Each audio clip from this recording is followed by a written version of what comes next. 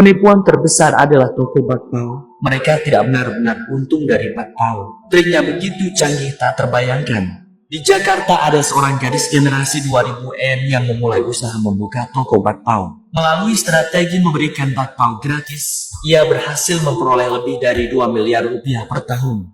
Bakpao orang lain semuanya untuk dijual, tapi bakpaonya dia justru diberikan gratis. Tapi bagaimana cara menghasilkan uang? Pertama, saat pembukaan, gadis itu meluncurkan sebuah iklan. Setiap hari makan satu bakpao gratis, bukan gratis sehari.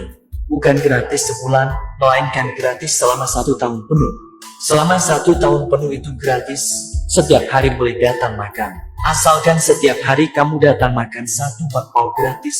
Di akhir tahun kamu bahkan akan diberi hadiah sebuah motor listrik merek terkenal senilai 3 juta rupiah.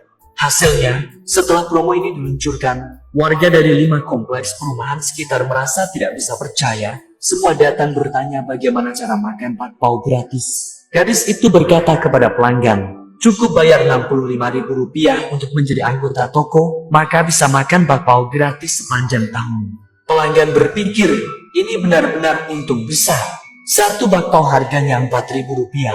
1 bulan total Rp120.000. Setahun 1,45 juta rupiah. Bagi pelanggan jelas sangat menguntungkan. Tapi bagi si gadis, bukankah itu rugi besar? Ternyata gadis itu bukan hanya tidak rugi, tapi malah untung banyak. Mari kita hitung bagaimana cara dia mendapatkan uang.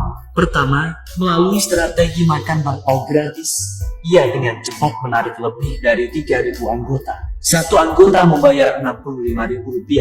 Berarti 3.000 anggota menghasilkan hampir 200 juta rupiah. Uang 200 juta rupiah ini cukup untuk membayar sewa tempat dan listrik selama 1 tahun. Tapi waktu makan gratis hanya dari jam 6 sampai 9 pagi. Pelanggan yang datang makan bakpao pasti tidak hanya mengambil satu.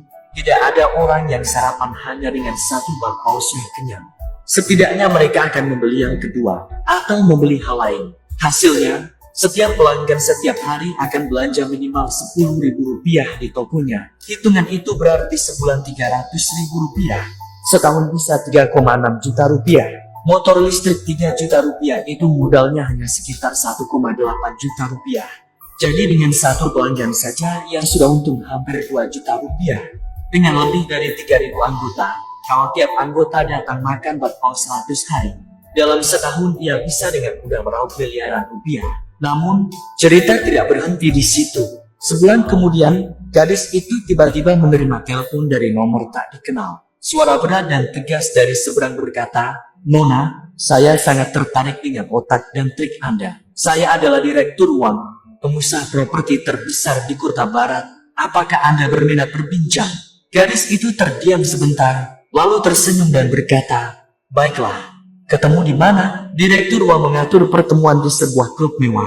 Setelah bertemu, uang langsung bertanya, "Anda punya otak bisnis yang cerdas seperti ini? Saya ingin tahu apakah Anda tertarik membantu saya merencanakan sebuah acara?" Gadis itu menyipitkan mata dan bertanya, "Acara apa?" Wang tersenyum berkata, "Pasar properti sekarang sangat kompetitif. Bagaimana caranya membuat proyek menjadi terkenal hanya dalam semalam? Bisakah Anda memikirkan ide?" Gadis itu mengangkat cangkir tehnya, minum seteguk, lalu perlahan berkata, "Sederhana saja.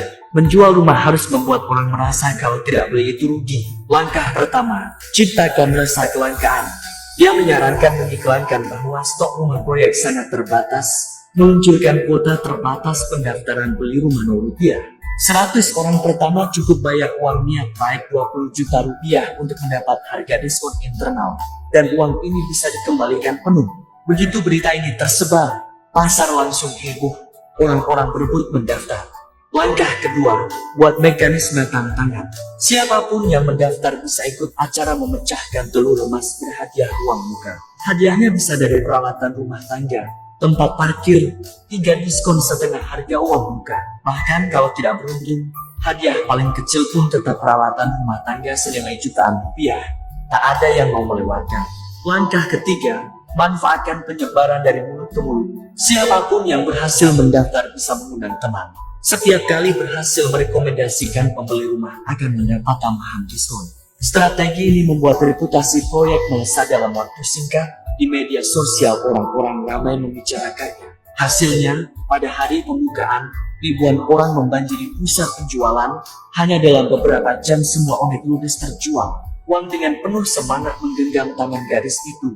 Anda lebih hebat daripada semua pakar marketing. Bagaimana bisa memikirkan semua ini? Gadis itu tersenyum dan berkata, sejak kecil orang tuanya sudah memberinya sebuah buku untuk dibaca.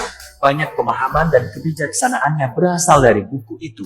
Hal yang paling hebat di dunia ini bukan uang, bukan kekuasaan, melainkan cara berpikir.